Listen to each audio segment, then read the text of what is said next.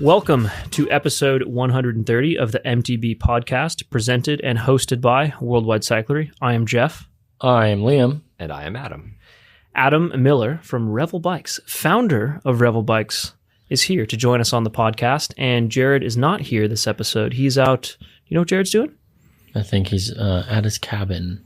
Oh, wow. Yeah. Probably sipping on a whiskey right now. Yeah. Probably not as good as my Johnny Walker Blue Label. Definitely not. Yeah, poured over frozen strawberries, which do nothing, but they add ambiance to the drink. They look nice. I'm kind of jealous. Yeah, thank you. That's what I was thinking too. In this episode, we will discuss all sorts of things. We intend to pick Adam's brain about creating new bikes, iterating on fan favorite bikes, and all things bike design and production, including a bunch of questions directly from Revel Bikes fans, which is pretty cool. Past episodes with you were linked in the show notes, episode 92 and 108. Your third time returning to the podcast. Thanks, Adam. It's great to be back. People love hearing about it. Long-time listener, first-time caller, Adam Miller.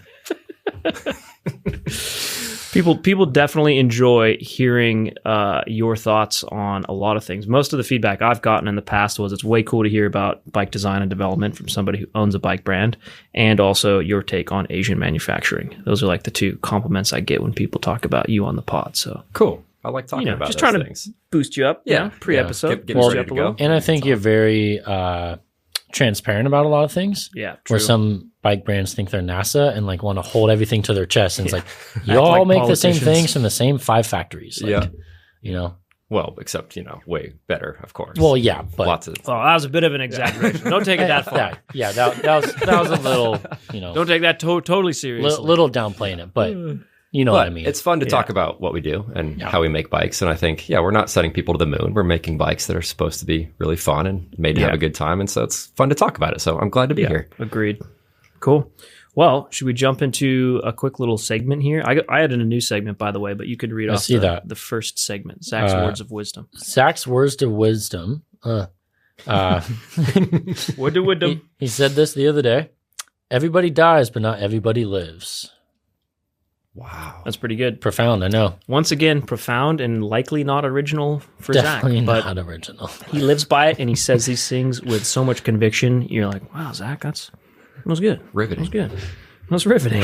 Yeah, exactly. You're gonna go to your new segment? Yeah, I have a new segment. I thought I'm presented with some great testimonials every so often, and I figured we should do a new segment called Fantastic Testimonials. And this is the first one that I would like to read. It was actually sent to Kettle, but that's, same stuff. So it says, Dear Kettle people, I have purchased 3 products the past 6 months. Wayward short sleeve, skid mark shorts, and fleece line escapade coat. Outstanding value, performance, construction, fit, and wear. My new favorite items. Wearing the shit out of this coat in Texas. Trips to the north are cold. I love the lightweight vented back. That was a brilliant design. Then it goes to say, Jeff, you annoy me on the podcast. Please write and I can coach you on how to be more effective and less of a douche waffle. Signed, T. That's phenomenal. That's a fantastic testimonial. He really likes his gear. He likes his equipment. He really likes the Kettle stuff. And he gave you constructive criticism. And he gave me some great constructive criticism. Thank you, T. We appreciate it. And if anyone else wants to send in a testimonial, please do. And maybe you'll be featured in our new segment called Fantastic Testimonials.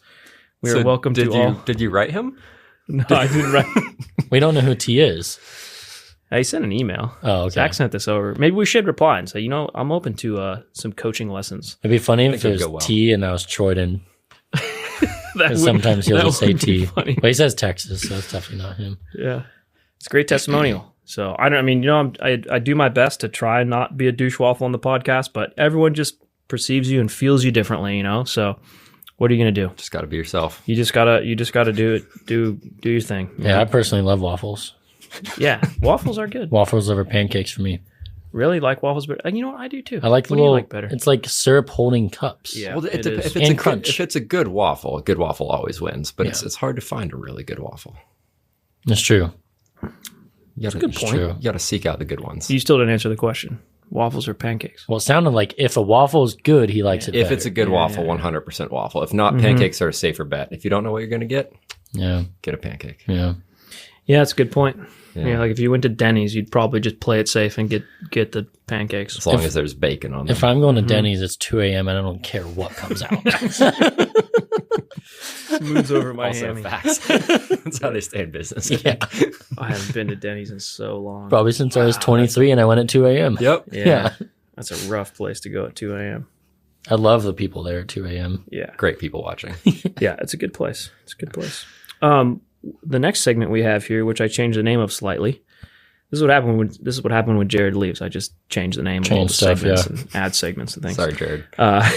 Bikes, rides, and any random things we've been enjoying lately. Oh, nice. Adam, start with you. That probably fits us a little bit better, to be honest. Yeah. What do you got? I had a great bike ride today here in Southern California. There you go. It was 65 degrees and sunny out. Which and, Weaver said it was a touch chilly. Yeah, everybody here said it was cold. I was sweating the second I walked out the door because I live in a place that has a lot of snow this time of year. So, great ride today. Super fun. Good to ride bikes before we sit down and talk about bikes. True. Yeah. Yeah. Besides that, lots of skiing. I live near a ski resort, so Yep. it's ski season right now for us. Wintertime. Yep. Skiing is Fresh pow, brah. I can't wait for bike Have you season. ever skied or snowboarded? Once snowboarded. One time? Yeah. Yeah. You didn't really like it that much? I just went to Big Bears, bad snow. I didn't know what I was doing. Yeah. I can't barely even say I snowboarded. I did snowboard, and I think I rolled a couple rollers, and but I was young, and You also live where you can ride your bike all year round, so that makes And a lot of tough. sense. and also when I was younger, learning this stuff, surfing's really good this time of year. So I'd rather had surfed, which was basically free if you could get a surfboard. And True. snowboarding as a teenager, like you can't afford that unless your family's into it. So You know what a good tagline for surfing could be? Free with the occasional punch in the face. very true. You're really selling it. Yeah. It sounds like so much fun. It's true. It's like, is you know, very it's true. a territorial sport. It's a little dangerous out there.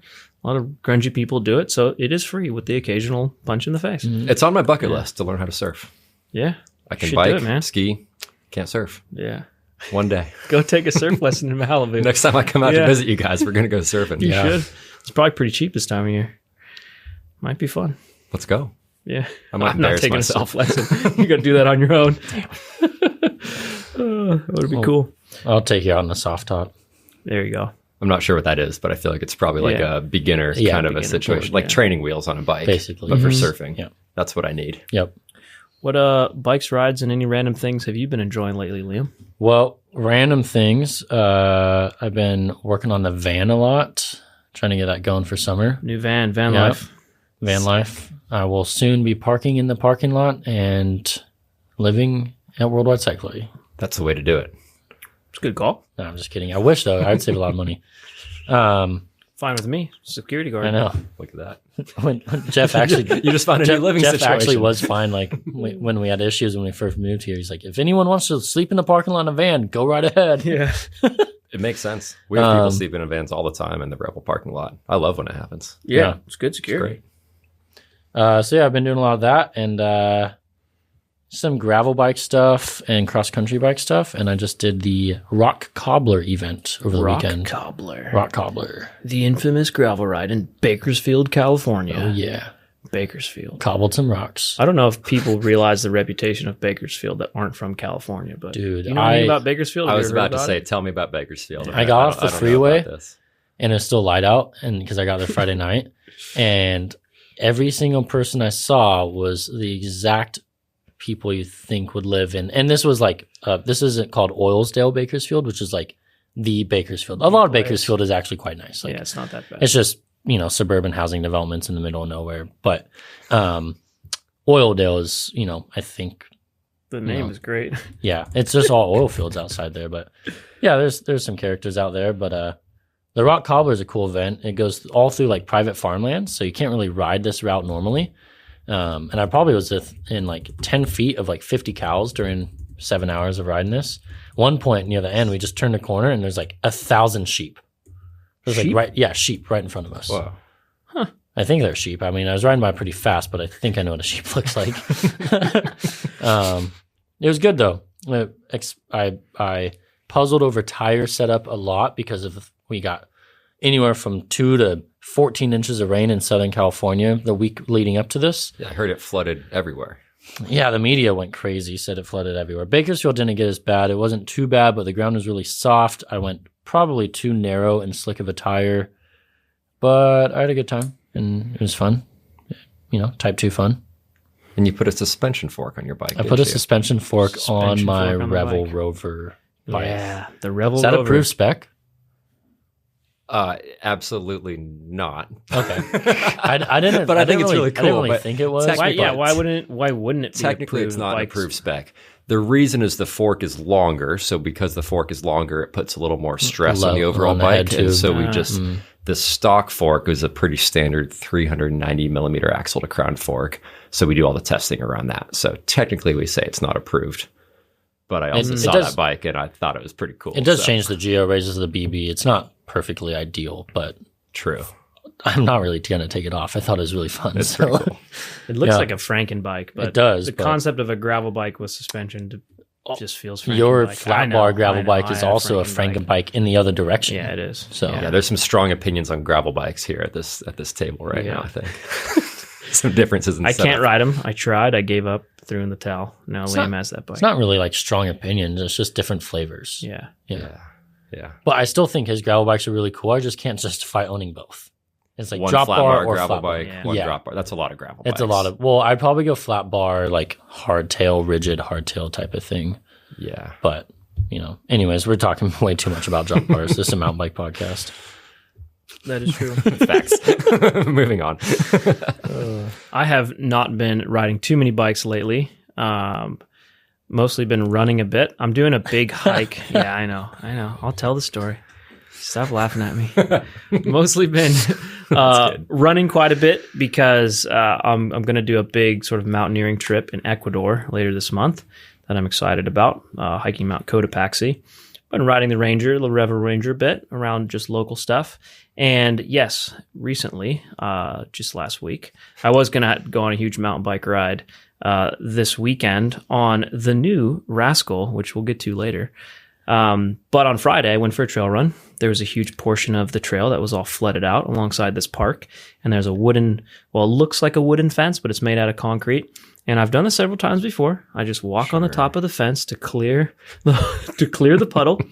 My shoes were all muddy and slippery, and I slipped off the fence, and I busted my ass bad. I got this massive, probably 12-inch long giant scrape on the inner side of my right thigh, and also ripped a huge chunk of skin out of my thumb on my left hand.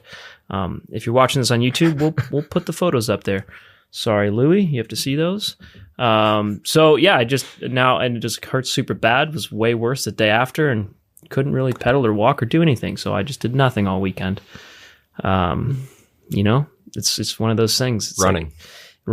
It's a rough sport. You shouldn't have gone running in the first place. Reminds me, Right? reminds me of Mistake number one. that old Jackass song. If you're going to be dumb, you got to be tough. It's kind of what that reminded me of. But for the record, that was half a mile into it, and then I proceeded to finish the 3.5 miles. Oh, nice. It's just like, I'm just going to keep running. What would Goggins do? Yeah. It was bleeding all over the ground. It was more just like a combination of embarrassment, feeling ashamed, feeling pissed off, feeling like, you know what, no matter what, I just need this exercise bad, so I'm just going to finish this run whether I'm bleeding or not. Who's going to carry the logs? Who's going to carry the boats? Who's going to carry the boats? Who's going to carry these boats? So I just kept running. So yeah, that's sums up my last handful of days here. So, I'll get back on the bike soon enough here. I was pedaling around a little bit and getting some more movement in this leg. So Yeah, you'll be good to go soon. I'll get there. You just got to give up running for good. Yeah, Biking only. I like running, man. I'm more interested in being a multifaceted athlete. Like I want to be able to swim well, hike, run, mountain bike, like do everything, climb rocks, all that sort of stuff, lift weights. I want to be like very well-rounded. Do it all. Yeah. Impressive. Not many mountain bikers like to run. I feel like running and biking are kind of they're pretty at different. odds sometimes. Yeah, Liam hates running. But you were forced to do it last winter because it was raining so much. I ran a bit, and then I do run. Like when we went to Taiwan together, Yep. I ramp up my running a little bit just so I can go on like a week-long trip where there's no bikes and I can keep my fitness. And there's also like no the way to gyms do there. So it's like, I think most mornings I went out and jogged around Taipei. Yep. Yeah. It's a great way to see a new city too. Yeah, and I do Yeah, the it same is. thing. And like if I go to Mexico or somewhere that it's not a non-bike trip planned, I'll ramp up the running a Yeah, little 'cause bit. you literally just bring a pair of shoes with you and you can get some exercise. And I do think it's a good cross-training activity. I think it's good to have. And I also think it's good to know you can run from something if you need to. Are you planning on That is needing true. to be able to run from things? I don't know if it's the cops or if it's, I thought you were going to say zombies. a zombie apocalypse. that could happen. Either one of the two, right? Like if Always I got to be run, prepared. I just want to be able to book 5 miles and then figure out what I'm doing. I don't blame you. Yeah. I grew up running and doing triathlons and all those things, and now I only run when I'm on a trip internationally without a bike. Yeah. It's the only time. See, I never ran a mile until like a year and a half ago in my life. Wow. Yeah. Look at that. Not enough of a douche waffle. I've never been graced with that name. I have. It's Jeff's new favorite. So the real reason we've got Adam here, it's an important thing. You guys are coming out with a version 2 of the Rascal, which is the bike that you launched with original launch of Revel Bikes, which was in 2019? Correct. 2018? 2019. Just 19. almost 5 years ago, 2019. Almost 5 years ago. Yep, March. So 1, you guys 2019. launched with the Rascal and the Rail. And the Rascal, well, in my opinion, put you guys on the map in a big way because it was a one quiver, 130 mil travel 29er, fantastic bike, worked amazing, obviously really made a big splash. Yep. The bike, the Rail, to longer travel 27.5 bike, awesome bike, but in my opinion, what put you guys on the map in a big way, and I know a lot of people rode them, including myself, loved them, the Rascals. So you guys are refining this thing, which is interesting. So we've got some key differences here, but it's a big deal. Changing a bike that's a fan favorite, and it's that's a heavy thing to carry because you don't want to change it too much because people love it the way it is. How Hopefully we many got it just Rascals right. have you had? 3 or 2? I You think, had a black one and a 3. Sedona one. Yeah, Did you ever have a different color than black? I can't remember. I had that black one for a long time. Rode that one in New Zealand. Nice. I just think that bike is was just so versatile. Because I guess normally it's spec'd with a 140 fork, but I put a 150 on mine. It's like a 150 fork, 130 in the back, and that bike can do everything. You can do everything. Yeah. It's like if you're gonna have one mountain bike, that's the bike. Yeah. Yeah. So I loved it. So you go to the drawing board and you're like, you got to refine this thing. You probably have some thoughts. Your whole crew has some thoughts. You got some feedback over the years. Like, how does this all work? Yeah.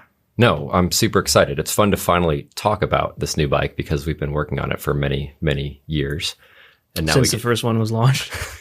just about a little bit afterwards, but just about. So it's funny, for the last 2 years, probably the number one question we get as a company and I get personally is, when are you coming out with the new Rascal? People have been excited for this bike for a while. We've had a lot of people asking about it, and we have to, like we talked about earlier, we're not quite NASA. We don't keep things that secret, but this one we were like, no, we got to keep secret till it's actually ready because like we want to make this kind of a big deal. It's like you said, the bike that put us on the map, and now it's a whole redo. It's like a ground up new bike, which is super exciting. So we are launching that, and it's ready to go, and we have bikes in the building at some retailers worldwide, and it's What a strategy. Has that ever happened in the bike industry that you're aware of? A bike launch and announcement and it's available to buy. I imagine that over the last few years that hasn't happened too much. It's not an easy thing to execute. So It really isn't. And I can geek out on all the, nerdy business stuff that we had to do to actually make that happen. But it was a really impressive lift by our whole team to launch this bike with bikes in stock and in stock in other places for people to see and test ride and buy. And I'm really proud of our whole team at Revel Bikes for making it happen. Yeah. We made a really cool bike, but then we also made it happen to make it real so people can actually go buy it. So Yeah, I'm pretty excited about that. Yeah, that's sweet. Yeah. Well, let's go over some changes. All right. Now offered in XXL. We decided that Tall we boys. should make a very large bike for very tall people. So we've never had a double XL before, but we have a lot of tall people riding our bikes, and we figured let's make a bike in that size. So we say it fits people up to about 6'8", but everybody has different arm length and leg length and all that stuff. Yeah. But we now have a whole one size bigger. Yeah, that's cool. The reach on the XXL is 528 millimeters. big dog. It's big. It's a big dog. When we've got the first prototype in our building, we do have, I think, 3 people I was in going our to say, building. you have one. I know one for a fact in your warehouse that's about 6'6", maybe. Yep, we have 3 very tall people in the building, and so it's kind of an ongoing joke of, well, we need to make bikes for them because they work here at Revel. So that was kind of the, we didn't do like a big fancy market analysis and figure out how many bikes we thought we could sell in different sizes. We just said, well, there's some guys that work here that want to ride a big bike, and so let's make one. But when that first prototype showed up, it's the front triangle is like, it's gigantic. Yeah. Like all of us in the building were looking at it like, no way, this is the like real. Like we measured everything. I measured the head seam to make sure it was the right numbers. It was. Yeah. It's just a really big bike.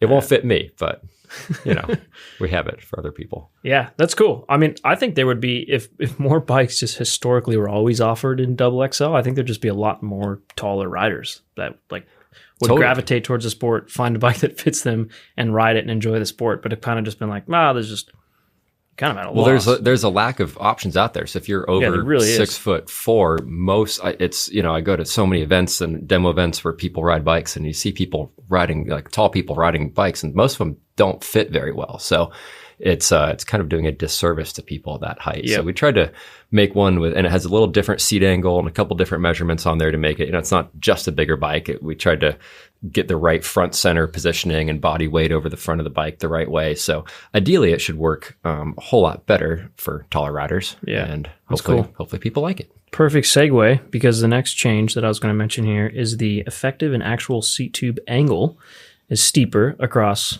all the, like from V1 to V2. Yes. And then there's also size-specific seat tube angles, i.e. the XL and the double XL. Yes. So Listen to what the internet is trolling about regarding seat tube angles. I've seen a few comments on the internet about seat tube angles. I've heard that feedback once or twice. One of the first Rascal was, that bike totally put us on the map. We launched with the Rascal and the Rail, and the Rascal just took off. You guys have owned several. You've sold a whole lot of them. That bike, it won a bunch of awards. We got like articles in all these different countries, and it won like Outside Magazine Best Bike of the Year. That one was, really put us on the map. Things took off a lot after that. We were growing faster than I ever expected because that bike was so good. So good. It was really good. It was really good. And I was like, I didn't know what to expect when I launched a bike company, but I thought the bikes were good, but like never in my wildest dreams would I expect people to like the bikes as much as they did. So, but early on when we were riding that Rascal, that was, one thing that we thought. We wanted the seat tube angle to be a little bit steeper. And then, of course, we heard lots of wonderful feedback, too, about that same thing. So we when we did the redesign for the new Rascal, that was like a no-brainer. Of course, we're making the seat tube steeper, and then lots of other little things that happened because of that. But we knew we wanted the rider position to be a little bit further forward on the bike, a little bit more over the front wheel. We made the bike a little bit longer to accommodate for that steeper seat angle. So the effective seat angle is 76 degrees on most sizes. It goes up to 70, 76 and a half, and then 77 on the XL and double XL. And I feel like that's a really, really good number. Like we like to say our bikes have, modern geo, but not too modern. A lot of bikes, I think, have a little too steep a seat angle. Modern geo, but not trying too hard. Yeah, like practically modern. Yeah. And if you're actually seated pedaling, like for a long distance, like a true seated ride, cross-country ride, I should say, or trail ride, having like that 78, 79 degree seat tube angle actually isn't like comfortable or good for your totally leg dynamic. So it feels kind of weird on your knees sometimes because you're so over the front of the bike, you're almost pushing backwards on the pedals. And for me, I don't like the crazy steep seat angles. But on the Rascal V1, the seat angle was a little slacker than I would have liked. So on the Rascal V2, I think we nailed it. A big difference is not just that effective seat angle number of 76 degrees, but it's the actual seat angle. So I can kind of geek out on the geometry for a second, but on the first bike, the actual seat angle was much more slack, almost 5 degrees slacker. The reason for that is fitting all the suspension pivot points and bearings and whatnot. It makes it kind of hard to get a nice long seat tube so you can put a long dropper post in the bike. So we kind of worked some angles and magic there to make that actual seat angle much steeper. And what that does is as your seat comes further out of the bike, so taller riders with a taller seat height, your effective seat angle really becomes a lot further back. So and every bike brand measures seat angles a little bit differently. So it makes it very difficult to compare apples to apples based on, do brands measure on a horizontal line from the top of the head tube, or do they measure at some point 100 millimeters above that because that's where your seat might be? So every brand's a little bit different. But as you get the actual seat angle and the effective seat angle more close together, your real life seat position, kind of where your butt is on the bike, stays more consistent even at different seat heights. So that was a big thing we did. So especially if you're a taller rider, if you have a little taller seat height, this bike is going to feel a whole lot, I'd say, better. Your body's going to be in a lot better position, balanced on the bike because of that actual versus effective seat angle. That's cool. Sounds like you thought this through quite a bit. I hope so. We had, it's funny, in our office, we have, we're based in a little mountain town called Carbondale. Everybody in our office is a very passionate bike person. And we always have meetings about, this or that or whatever. By far the most passionate, intense, argumentative meetings at our office are about bike geometry. Yeah. Like we'll argue about a half a degree on a seat angle or head angle for hours and hours. Yeah. Sometimes it gets a little heated. Yeah. But hopefully it means we make a good To your point on how every brand measures differently, I've seen a few brands actually put different saddle heights on the geo chart with an effective seat tube angle based on that saddle height. I thought that was a cool idea. I think it's an awesome trend that's I think actually Uno did that on their original bikes when they only offered one size. Nice. Yeah. I think more brands are catching on, catching on. People have known this for a while, but I think more brands are starting to talk about it more and show actual geometry numbers, because you can look at a geo chart and one brand says 76 degree angle and another says 76, but it's measured, a few inches different. You're talking about a couple degrees difference at the end of the day. So I think it's great that companies are doing that. Yep. Yeah. And we were kind of talking pre-recording here about geo charts getting taken a little too seriously in the industry amongst the average rider. Which is good and bad. It's cool on one hand because the sport is filled with enthusiasts who like to geek out on things and look at every little detail, and that's awesome. But it is also important to remember, A, you're not a paid professional athlete, and B, there's just a lot of sort of intangible things you don't really know. Like, you got to ride the thing. You got to see how it sits in sag, how it pedals, like how it actually feels when you're on the thing, and then play with different stem and handlebar length and width. So I don't know, there's a lot of variables.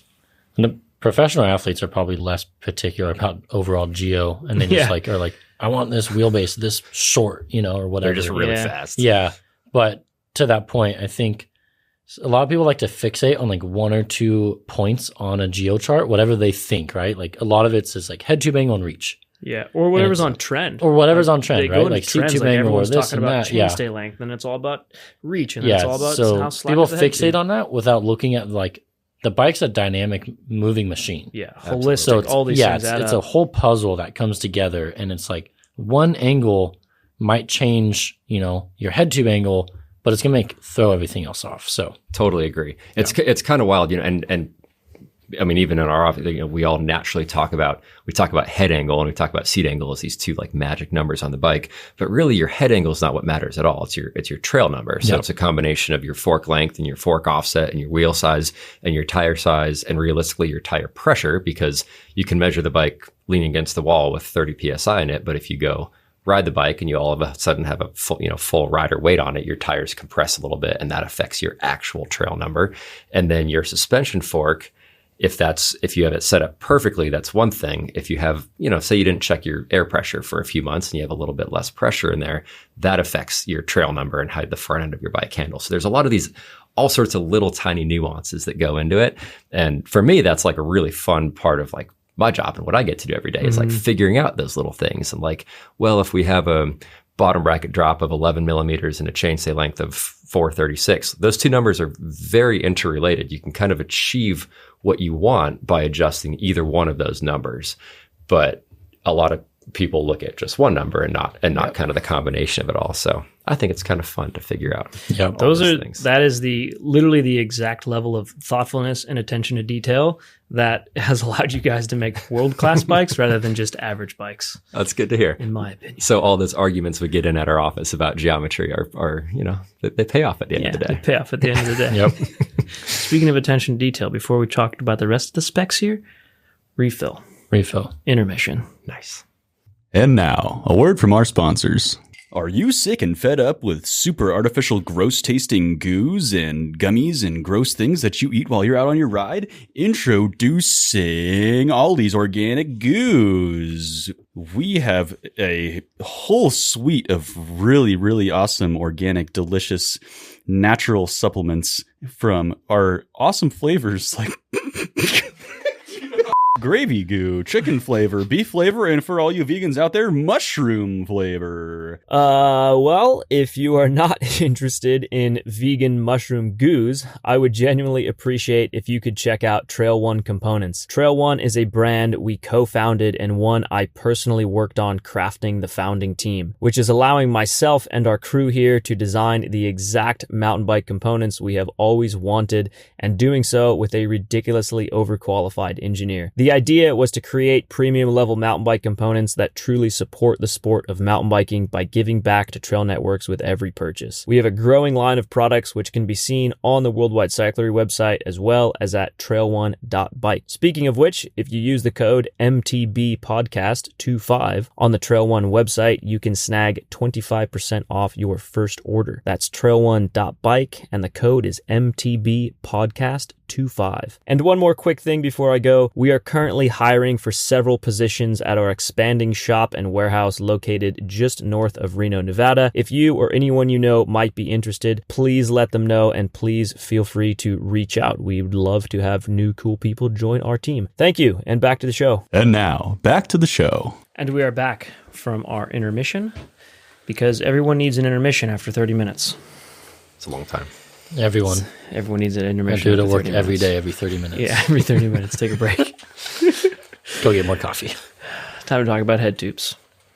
And angles of them. 0.5 degrees slacker. 0.5 degrees slacker. Yep. Is the bike still spec'd with a 140 fork? It is. It's still 130 rear, 140 front, but we made the head tube angle a little bit slacker. Not too much slacker, but I think it's spot on. 65.5 degrees. Feels great. Good for everything. Mm-hmm. It's awesome. And then it does say you can, like, you guys approve it to bump up to 150 if you want. Correct. Which would make it 0.4, 0.5 slacker than that. Yeah, so just under 64-ish or so if you do a 150 fork, which is actually a pretty common thing to do on the Rascal. A lot of people at Revel run a 150 fork on their bike. I prefer the 140, but you can do 150 if you want. To each their own. Yep. To each their own. Yep. I just thought, so when I had a Rascal for the longest time and I didn't have an enduro bike, I was like, that kind of is my enduro bike. So I built it kind of beefy, good sized tires, 150 fork. It was like, well, now this kind of is my trail bike and my enduro bike. And that's what's cool about the Rascals. Like, if you're going to choose one bike, the Rascal's phenomenal. And then 100%. If you want to make it a little bit more enduro bike park kind of esque, you can do that 150 fork and it makes it awesome. Yep.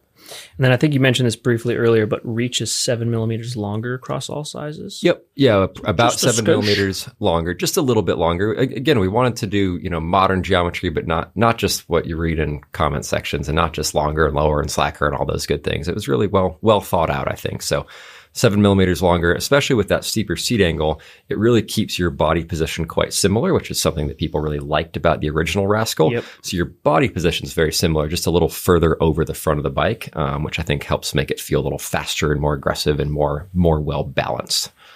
Yeah, that makes sense. Yeah, it is funny because you look at all these different bikes and even all the bikes just in your guys' own lineup. There's like subtle differences between every little bit of travel range you go through, and you can't make one too much like the other in either direction because they all have to have their like own unique feel and identity a little bit. It's kind of amazing what a couple millimeters and a half a degree does to a bike. Like even on paper, you look at it, you do all the numbers and from, with engineering drawings and especially on the kinematic side of things, these little tiny, and you can try to guess what that will mean on paper, and then you go ride it. And these tiny differences sometimes really show themselves a lot. So this is a relatively small change on reach on the new Rascal, but it feels great. People seem to really like it. Super happy with it. Nice. Yeah. And then, of course, UDH rear triangle. I mean, have to. Yeah. At this point. Yeah. UDH for sure. Just makes sense. You know what was a good question that someone asked me the other day is, why did the original Rascal not have UDH? Because UDH, it was too young. It was too young, I guess. Yeah. But, UDH existed, but not really that many people We were just before it. So we were a little bit too young. we just missed the window on it, really. Yeah. So, Well, I mean, it took a while for it to get adopted. First Ranger missed the window. yes, it Of did. it, But we when were really close on the Really first close. Ranger, Yeah. too. Like you probably knew about it being a bike company and friends with SRAM, but like it wasn't allowed to be spec'd yet. Yep, Yeah, it wasn't. And then Our- Rail 29 got it correct. on V1. And the Rover, our gravel bike, was actually I believe, is the first ever gravel bike with a UDH on there. Or if it wasn't quite the first, it was very close to it. But we sort of learned from that one. And Maybe and, first production, yeah, because I'm sure a like lot of some, them have, came out around the same time. yeah, with some handmade UDHs, ones but- might have done it or something. Yeah, for sure. No, UDH is phenomenal. SRAM did a great job with that, and it's on just about all of our bikes right now. Yeah, it's awesome. Yeah, it makes a big difference. That's good. Yeah, I think it's kind of a nice thing to have for sure. Yeah. Very convenient. Making things more standardized across all bikes, I think, is awesome for little things like that just make sense. If you need to go into a bike shop to get a new derailleur hanger, you can get one anywhere. Yeah. Even when I do like backcountry rides, I just throw one in my pack. It's usually not for me. It's always for someone else. So I'll have to go on more bike rides with you. that and a spare Axis battery that I think I've only used once myself and probably 10 It's times for always others. for somebody Yeah. else. Yep. Yeah. Yep. I have definitely ridden with a dead Axis battery more times than I should admit. That's classic. Next change is the fully revised pivot hardware and bearing design. Yeah, we did several other kind of maybe small, maybe big changes on the Rascal, depending on how you look at it. But the bearings and bolts and hardware is a massive, massive improvement. So when you just look at the bike, you're not going to be able to notice a whole lot different from that standpoint. But we actually went from a total of 18 bearings in the frame to 10 bearings. So they're a whole lot bigger bearings, much, much beefier, stronger, longer lasting. We did like a crazy amount of bearing testing, and the Bolu bearings we use are awesome and incredible, and they last a really long time, longer than in anything else. And all the axles are bigger as well. We designed a one tool system. So if you do have to tighten a bolt on the side of the trail, which hopefully you never do, but just in case, you only need one tool to do that. And then we use titanium for all the shock mounting hardware. Rad. It's lighter. It's a whole lot stronger. You can get the right torque with a lighter bolt, but then the front shock mount is like, we did this really cool like captured nut system. So you only need looks rad. one bolt to tighten it on, and I think it looks pretty cool. So super happy with how all that turned out. Nice touch. Yeah. And it made the whole frame 150 grams lighter. A lot of that was, so the frame is 150 That gets grams me lighter. going. It's kind of a lot, isn't it? Every gram exciting. counts. So it's Like I always 150 say. reasons for Jeff to buy one. Every That's gram right. counts. 150 reasons for Jeff. So it's funny because the bolts and the hardware is actually a lot bigger. There's a few less bearings, but they're larger bearings. So a lot of the weight savings, and a really important part of that is the bike's a whole lot stiffer too. We did a whole new carbon layup. So it's actually it's a really massively noticeable difference. You can feel it right out of the gate riding the bike. So Nice. lighter and stiffer and stronger and better. Lighter, stiffer, stronger, Jeff. 150 grams lighter. That's what I'm talking about. 150 grams. That's a lot. Yeah. That's a real weight savings. And it's about 20% stiffer, which we have like really techie lab tests. It's called a Zeidler test for frame stiffness. So you measure the head tube stiffness, the bottom bracket stiffness, and the rear triangle stiffness. And it's a good way to get quantifiable, tangible numbers on frame stiffness. But then what we do is we do different layup, like different iterations of the bikes, and we do blind testing with people. And we have actually a really like kind of in-depth ride testing form, because everyone says, oh yeah, I want to go test the new bike, and people go out and try it out. But what we do is everyone has to fill out their ride feedback before a ride and after the ride. And we do this thing where you kind of take people's expected ride quality differences and then their actual ride feedback, and everything's rated on a scale of 1 to 10. So it's kind of a way to get quantifiable feedback on qualitative things, if that sort of makes sense. So do people think it's going to be stiffer, and then is it actually a stiffer ride? So Much more scientific than I would have anticipated. it's surprisingly scientific. We're kind nice. of a bunch of bike geeks, but we get pretty mountain- sciencey about bunch stuff of mountain sometimes. hippies. Yeah. Bunch of mountain hippies that know how to make real good bike. We like going to the rodeo and making bikes. And more tire clearance. More tire clearance, Look of at that. course. That was definitely something we wanted to improve on that bike, and it's got tons of room for 2.6 tires. 2.6 tires. I don't really remember having a tire clearance issue other than occasionally it would buzz the inside of the chainstay. I was going to say, like, Rail 2.9, 2.4 will buzz. You could probably squeeze a 2.5, but I'll definitely buzz on a Rail 2.9. Yeah. So 2.6 clearance is good for, like, the flex of a smaller tire, too. Yeah. Yeah. And when it's covered in mud. Yeah, more mud We mud don't clearance. we don't have that, but yeah, it's good for mud. Yeah, we don't have a whole lot of that either. You can't ride in the mud, but Yeah. people in different places do. So, I mean, I like riding a 2.3 or 2.4 on that bike personally. I don't like putting on a 2.5 or 2.6 Yeah, tire, same, but it's yeah. nice to at least have the room and have the mud clearance just in case. Yeah, that is. So- That's cool. Oh, I forgot to mention about the pivot bearings. Can you tighten all your pivot bearings without your chainring being in the way? Yes. Yes, because the captured nut is on that side Yeah. of the chainring. So Yeah. you access that. I think we call that pivot one. You access pivot one from the non-drive side of the bike. Non-drive side. So yes, That's Good actually news. same concept, I believe, Ranger and Rail 2.9. correct. Yeah. Similar concept. If you worked on your Ranger, you would know that you can do it from not getting through your chainring. Yeah. Well, I Wow. worked on the old one, Oh. or it's some bikes. I don't know. Well, the new one's better, so that's all we got. Occasionally, right I do my own bolt It's so- check. When it's so someone- good, you don't gotta- even have to when you're check out of them. town. That's right. Yeah. Should never have to touch it. And that's actually something else that's pretty fun about this bike is it's fully frames are fully assembled at our own facility by our own employees in Taiwan. So Liam, you've seen our Taiwan facility last time we were at the Taipei Bike Show. But we've really built that out a whole lot more. And it's kind of little stuff that really most people shouldn't care about or don't care about, but the way we make these bikes and the way we do quality control checking and assemble the bearings and make sure there's just the right amount of Loctite and grease and all that on everything is something that I'm actually, our crew has done an incredible job kind of building up this facility and infrastructure to assemble these bikes. And that ideally leads to really great bikes that people really like to ride and don't have problems with. So. Yeah, well, a lot of people don't realize, like, a lot of the bikes that get assembled overseas get assembled in, like, a third-party assembly facility. Totally. Which are just going off instructions, which often lead to over Loctiting of certain bolts or not greasing a headset when they put it in and so on. So Totally. And it's all those little details that in the last few years, we've just put a ton of effort into trying to just optimize all those little things. And I think it adds up to make a really great bike. yeah. Yep. Super excited about that. And 2 new colors, a couple new build kit options, but I like the new colors we got for this bike. Pinot Noir and Pony Boy. Correct. You can guess those colors. Pinot Noir. Pinot Noir. As I said. Not I know you not did. You noir. did say it right, but I'm just clarifying for the listeners Pinot that you didn't Noir. say that incorrectly Yeah. because they're Pinot probably Noir. like, did he just mean Pinot Noir? And he said Pinot Pinot Noir. Noir. Pinot Noir, Pony Boy. A deep purple and a nice shiny yellow. Gold Goldish yellow. shimmery yellow with Yeah. turquoise bluish decals. It's a pretty fun color. And Wow.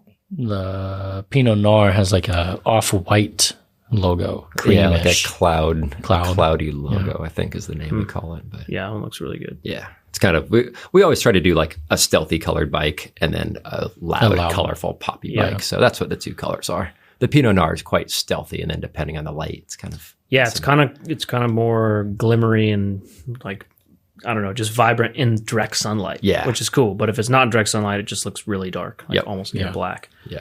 Yeah. We have a lot of fun with paint. It seems like it's like a small detail, but I think cool colors is always kind of fun. Yeah, I agree. It just, for whatever reason, it seems like paint on everything has totally changed in the last 10 years.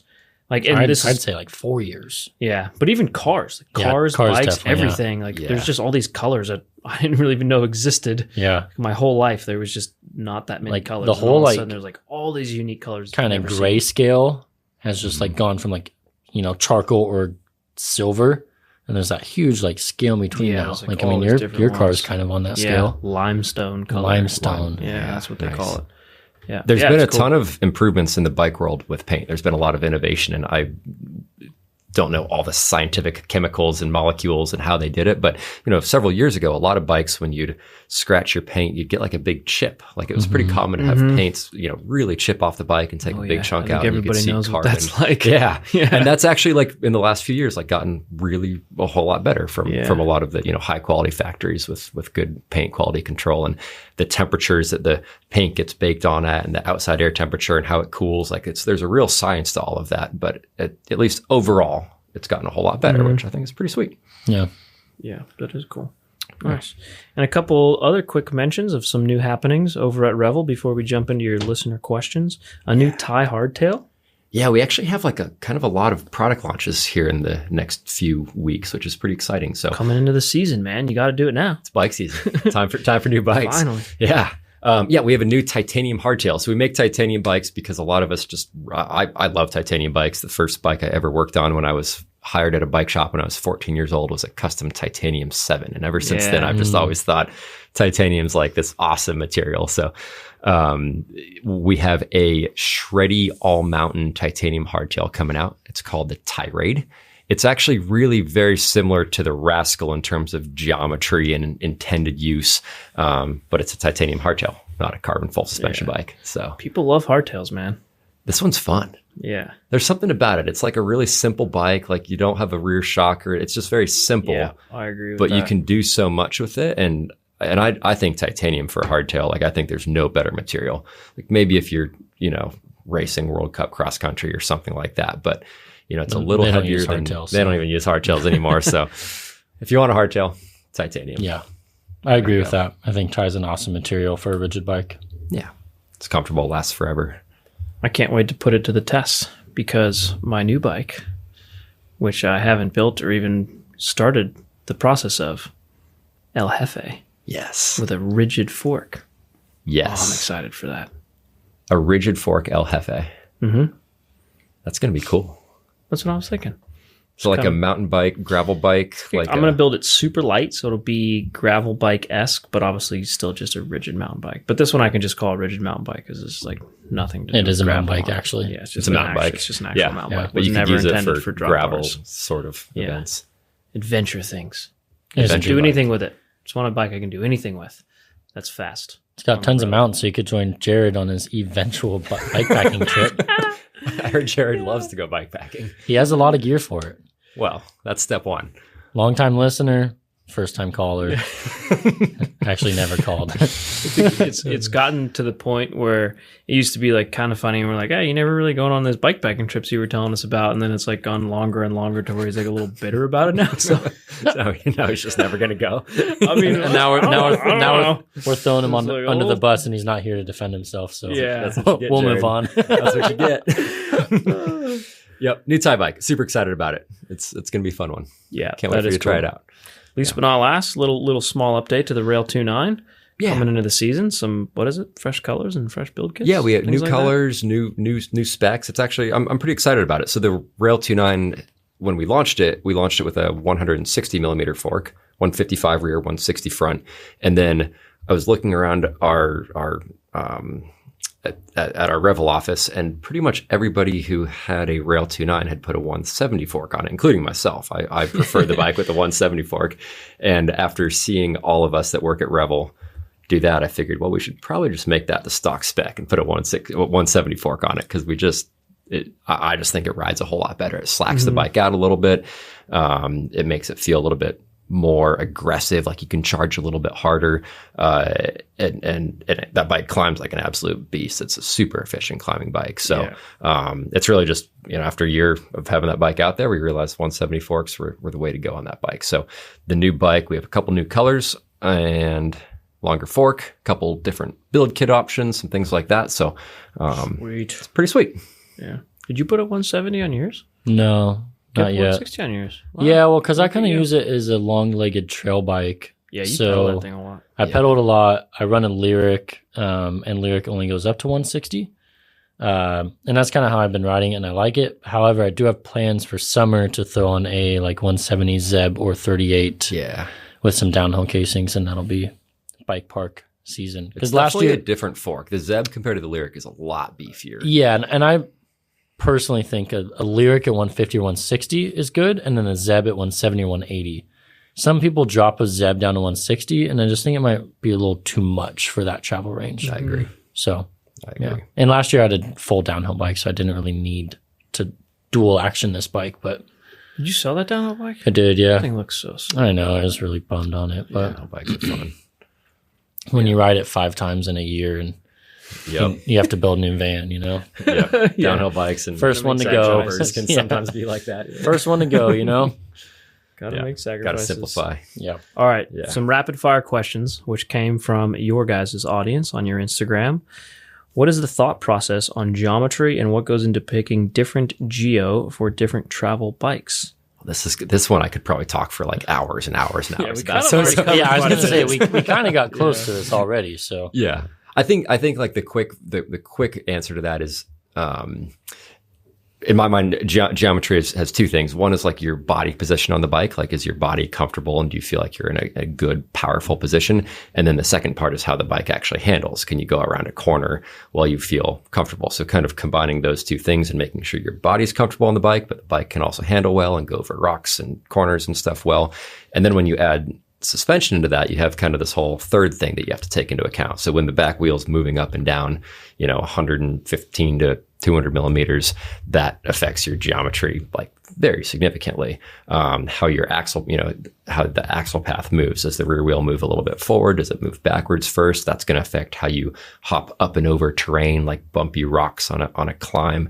And so I think kind of putting, body positioning, bike handling, and suspension kinematics together is kind of the art that we're all trying to optimize. Yeah. Again, I think it comes down to a whole package. Totally. Yeah. Yeah. You can have a bike with a perfect head angle and trail, but if the rear center or the bottom bracket drop isn't right, then it throws the whole thing off. So making sure you really combine all of those along with your suspension characteristics.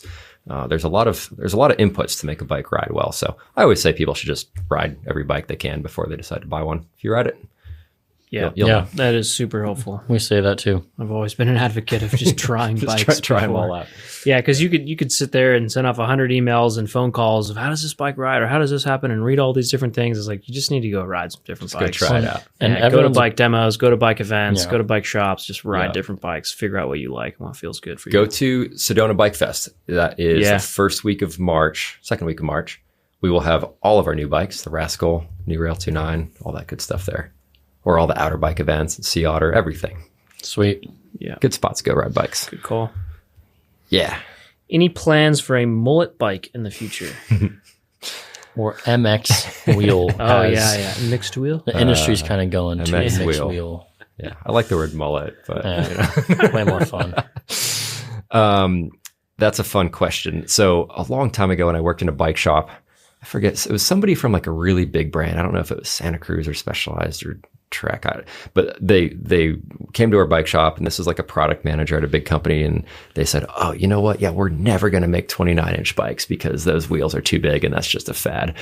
And then a year later, I forget what company it was, but a year later they had, of course the brand had those bikes. So I will admit that a few years ago, I had strong feelings against mullet bikes, but I tried to keep that in mind and stay open-minded. And I actually think there's a great use case for mullet bikes. I think there's a lot of places where it makes a lot of sense.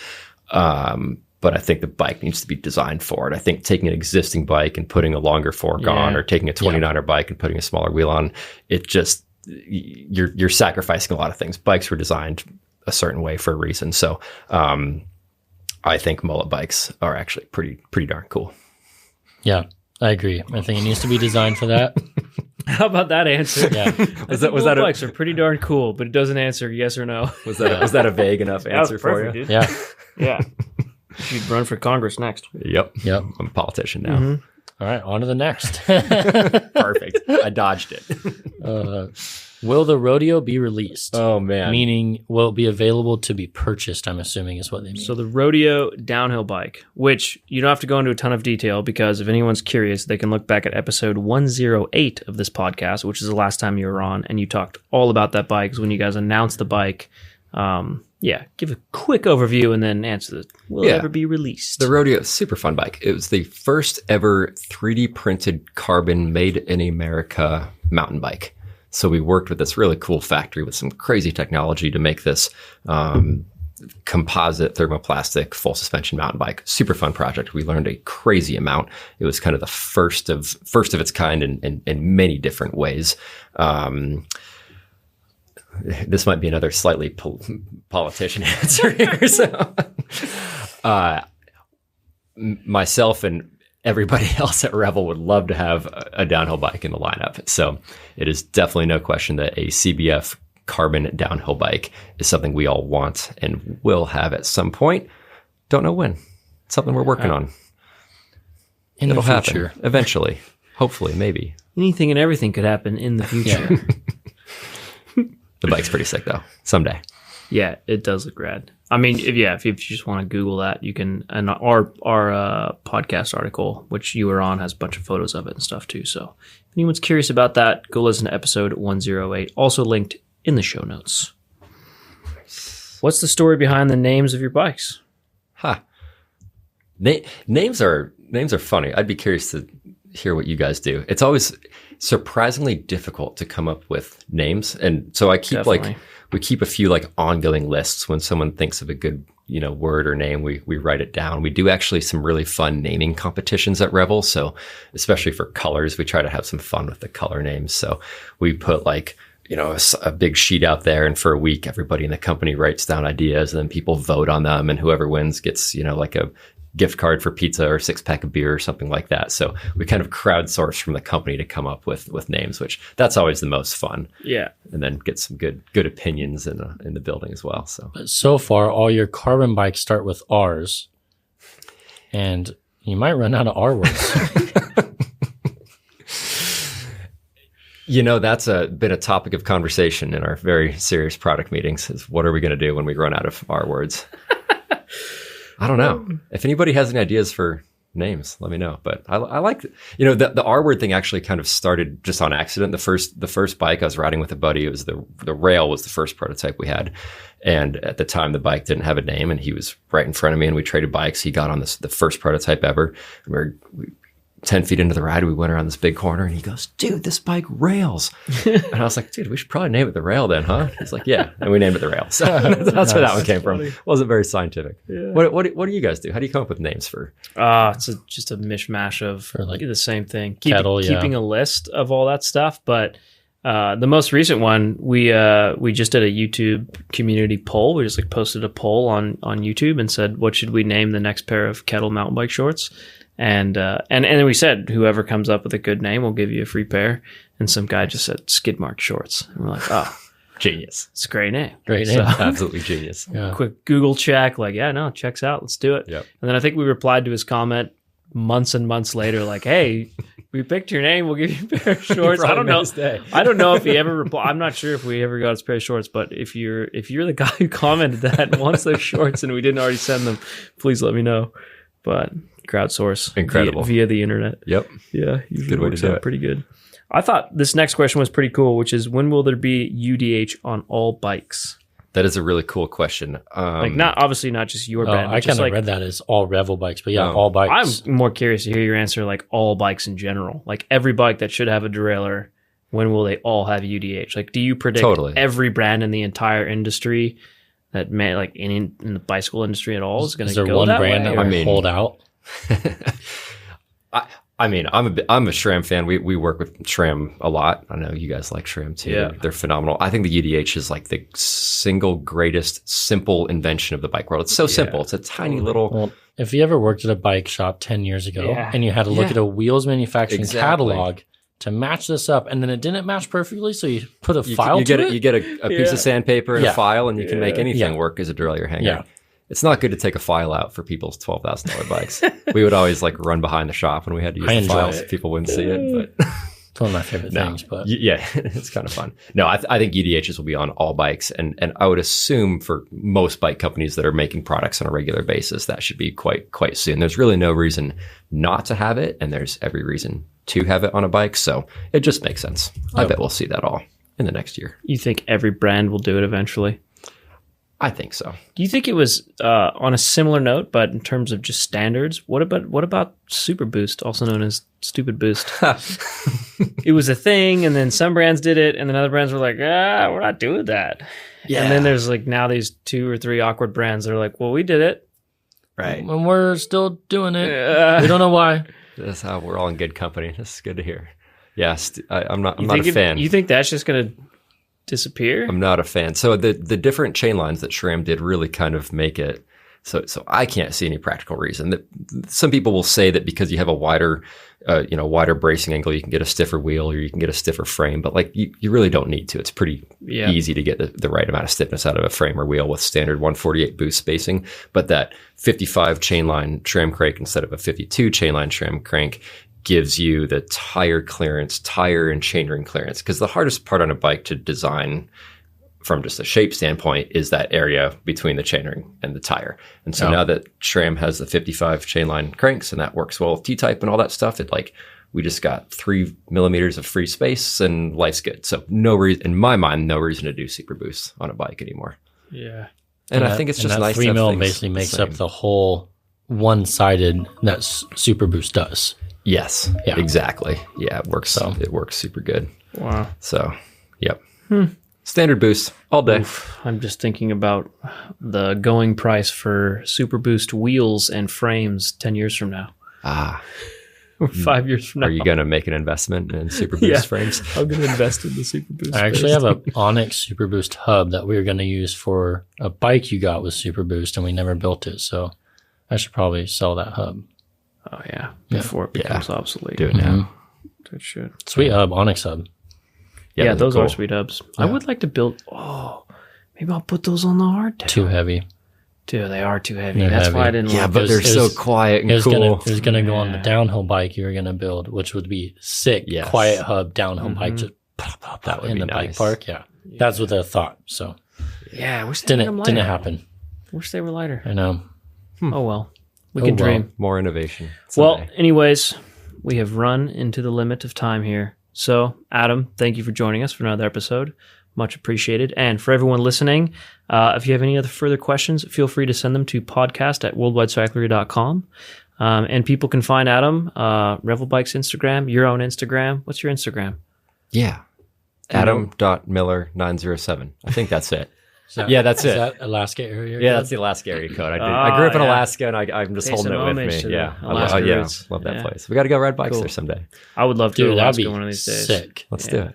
That would be a place. That'd be to go. actually really epic. Yeah. All right. Bike pack or just like ride bikes? Well, Jared's gonna want a bike pack, so Oh, man. we'll do it all. We'll do it all. A little bit of Classic. everything. Yeah. Well, if you've made it this far, thank you very much. We genuinely appreciate it. If you want to help us out, if you hit Spotify or Apple Podcasts and drop a review, it's very welcome. And if you screenshot the review and email it to us, Jared will give you a surprise. Can't tell you what it is because I can't remember off the top of my head right now, but it's a gift card of some sorts of some value that will be useful. Yeah, that's it. That's all. Thank you for listening. Talk to you guys next time. Love ya. Cheerio.